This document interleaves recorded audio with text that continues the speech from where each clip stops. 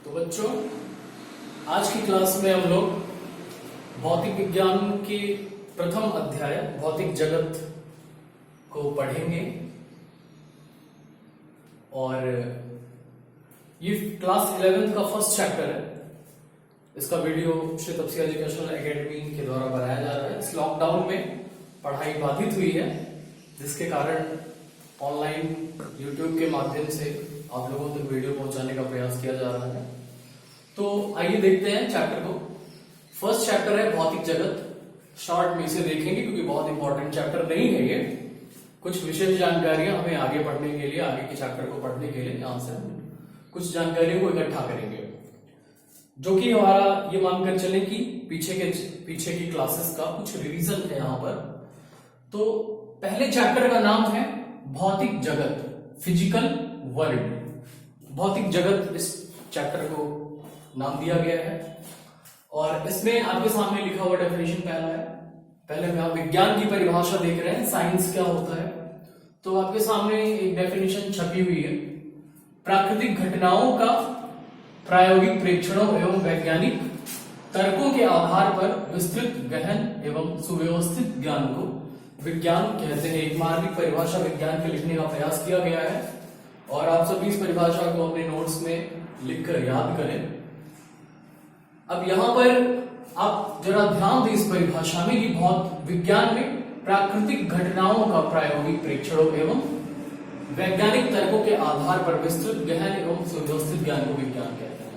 यानी कि यहां पर हम विज्ञान में अधिकांशतः प्राकृतिक घटनाएं जो घट रही हैं, जैसे सूर्य का निकलना, सूर्य का अस्त होना, चंद्रमा का पृथ्वी के चारों ओर घूमना, पृथ्वी का सूर्य के चारों ओर घूमना, पृथ्वी का अपनी धुरी की परितः घूमना, दिन का होना, रात का होना, मौसम का बदलना, भूकंप का होना, भूकंप का आना, और भी तमाम रासायनिक घटनाएं हैं, वे भी प्राकृतिक घटनाओं के अंतर्गत ही ली जाती हैं। जैसे दूध से दही का जमना इत्यादि घटनाएं हैं, बहुत सारी घटनाएं हैं। तो इन सभी घटनाओं का प्रयोगों द्वारा परीक्षण करके और फिर वैज्ञानिक तर्कों के आधार पर इनका व्यवस्थित और गहन अध्ययन करना ही विज्ञान कहलाता है। चलिए, तो ये विज्ञान की परिभाषा थी। इसके बाद विज्ञान की कई शाखाएं हैं, जिसमें मुख्य शाखाएं विज्ञान की भौतिकी, रसायन और जीव विज्ञान है। तो आपको भौतिक विज्ञान पढ़ाया जाएगा, इसलिए हम लोग केवल भौतिकी की परिभाषा को ही देखेंगे। भौतिकी क्या होती है, फिजिक्स, भौतिक विज्ञान क्या होता है। तो फिजिक्स क्या है?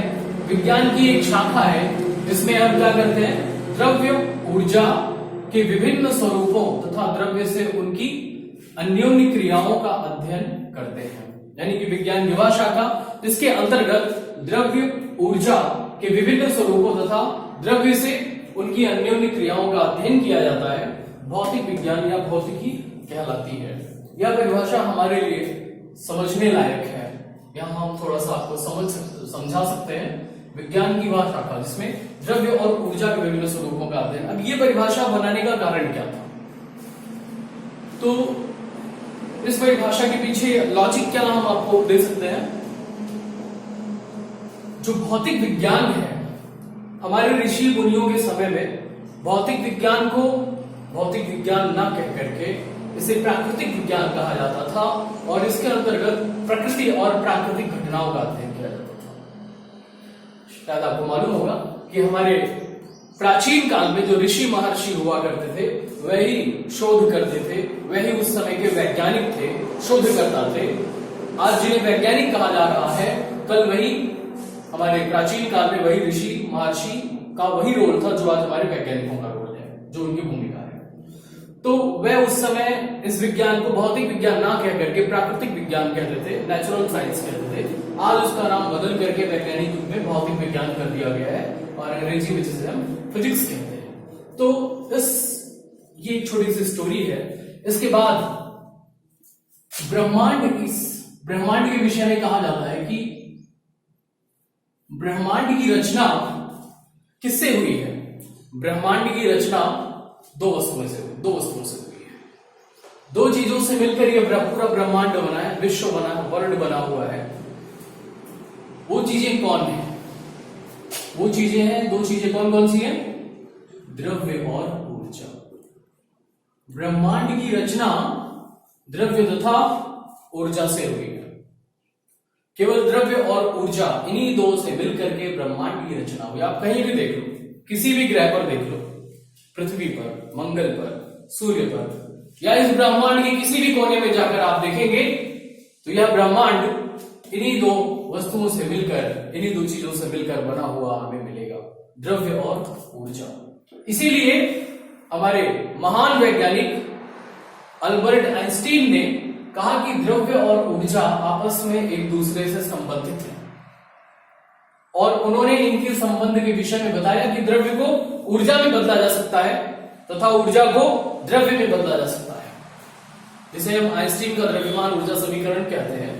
यानी द्रव्य और ऊर्जा आपस में एक दूसरे से संबंधित है, द्रव्य को ऊर्जा में तथा ऊर्जा को द्रव्य में बदला जा सकता है। ये बहुत बड़ा लॉजिक है, और आइंस्टीन ने इस तरह से इस बात की पुष्टि की कि सच में ब्रह्मांड द्रव्य और ऊर्जा से ही मिलकर बना हुआ है। तो इसलिए इस परिभाषा में, भौतिक विज्ञान की परिभाषा में द्रव्य और ऊर्जा के विषय में बात कही जाती है कि विज्ञान की वह शाखा जिसमें द्रव्य और ऊर्जा के विभिन्न स्वरूपों तथा द्रव्य से उनकी अन्य क्रियाओं का अध्ययन किया जाता है। ऊर्जा कई प्रकार की होती है, ऊर्जा को आपस में हम एक से दूसरे रूप में बदल सकते हैं। आइए आगे चलते हैं। मूल बल। प्रकृति में कुछ बल ऐसे हैं जिन्हें हम मूल बल कहते हैं, यानी कि ऐसा मानना है कि जब से इस ब्रह्मांड की उत्पत्ति हुई है, ये बल तब से इस ब्रह्मांड में विद्यमान है, और यही बल अलग अलग प्रकार से विभिन्न घटनाओं के घटित होने में सहयोग करते हैं, और ये प्रकृति में मूल बल कहे जाते हैं, फंडामेंटल फोर्सेस कहे जाते हैं। तो प्रकृति में 4 प्रकार के मूल बल होते हैं। कितने? 4 प्रकार के मूल बल प्रकृति में हैं। कौन कौन से?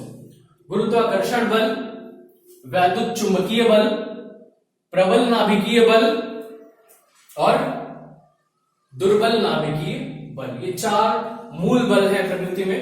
Gravitational force, electromagnetic force, strong nuclear force and weak nuclear force.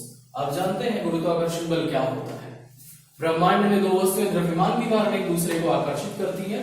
जो गुरुत्वाकर्षण बल है ये आज से नहीं विद्यमान है, यह ब्रह्मांड में न जाने कब से है, अर्थात जब से इस ब्रह्मांड की उत्पत्ति हुई होगी, जब से द्रव्य की उत्पत्ति हुई होगी, जब से द्रव्य बना होगा, तब से इस ब्रह्मांड में गुरुत्वाकर्षण बल भी अस्तित्व में आया होगा। वैद्युत चुंबकीय बल, यह बल जब कोई 2 आवेशों के बीच लगता है, जब 2 आवेश स्थिर होते हैं तो उनके बीच वैद्युत बल होता है, और जब 2 आवेश गतिमान होते हैं तो उनके बीच चुंबकीय बल होता है। ये आवेशों के बीच लगने वाला बल है। प्रबल नाभिकीय बल। प्रबल नाभिकीय बल क्या है? स्ट्रॉन्ग न्यूक्लियर फोर्स क्या है? यह एक ऐसा बल है जो नाभिक के अंदर प्रोटॉन और न्यूट्रॉन के साथ साथ रहने के लिए आवश्यक है। यानी कि नाभिक में प्रोटॉन भी रहता है, न्यूट्रॉन भी रहता है, जबकि नाभिक के बाहर वही प्रोटॉन एक दूसरे को प्रतिकर्षित करते हैं, दुश्मन की तरह होते हैं, और नाभिक के अंदर वही 2 प्रोटॉन आपस में एक दूसरे को आकर्षित करते हैं। प्रोटॉनों के बीच आकर्षण भी होता है, यानी कहां आकर्षण होता है? नाभिक के अंदर होता है। अगर हम उनके प्रकृति के आधार पर बात करें तो 2 समान आवेश एक दूसरे को प्रतिकर्षित करेंगे, लेकिन दोनों प्रोटॉन आपस में एक दूसरे को आकर्षित करते हैं। तो इसलिए वहां एक नए बल की कल्पना की गई और कहा गया कि वह प्रबल नाभिकीय बल है, जो प्रोटॉनों के बीच कार्य करता है, प्रोटॉन और न्यूट्रॉनों के बीच भी कार्य करता है, न्यूट्रॉन और न्यूट्रॉनों के बीच भी कार्य करता है। यानी कि नाभिक को बांधे रखने के लिए यह एक आवश्यक बल है, जिसे हम प्रबल नाभिकीय बल कहते हैं। यह बल नाभिक के भीतर तक सीमित होता है, यानी कि इसका रेंज बहुत छोटा होता है, बहुत ज्यादा दूर तक इसका परास नहीं है, बहुत ज्यादा दूर तक इस बल का प्रभाव नहीं होता है। गुरुत्वाकर्षण बल का प्रभाव काफी दूर तक है। चंद्रमा पृथ्वी को आकर्षित करते हैं, सूर्य पृथ्वी को आकर्षित करता है, ब्रह्मांड में एक कोने का द्रव्यमान दूसरे कोने के द्रव्यमान को आकर्षित करता है, यानी कि इसका रेंज बहुत ज्यादा है। वैद्युत चुंबकीय बल का रेंज भी बहुत अधिक है, लेकिन ये बहुत शॉर्ट रेंज फोर्स है, इसका जो परास है वो बहुत ही कम होता है। इसी तरह से दुर्बल नाभिकीय बल, यह नाभिकीय बल उस समय अस्तित्व में आता है जब पदार्थ के अंदर कोई रेडियो एक्टिव घटना घटित होनी होती है, अर्थात जब पदार्थ से अल्फा बीटा आदि कणों का उत्सर्जन होना होता है, उस समय पदार्थ के भीतर दुर्बल नाभिकीय बल अस्तित्व में आता है। इस तरह से प्रकृति में 4 प्रकार के मूल बल होते हैं: गुरुत्वाकर्षण बल, वैद्युत चुंबकीय बल, प्रबल नाभिकीय बल और दुर्बल नाभिकीय बल। और इसी तरह से आगे चलते हैं, इसको मिटाते हैं, मिटा दिया जाए इसको। आप लोग वीडियो पॉज करके नोट कर लीजिएगा।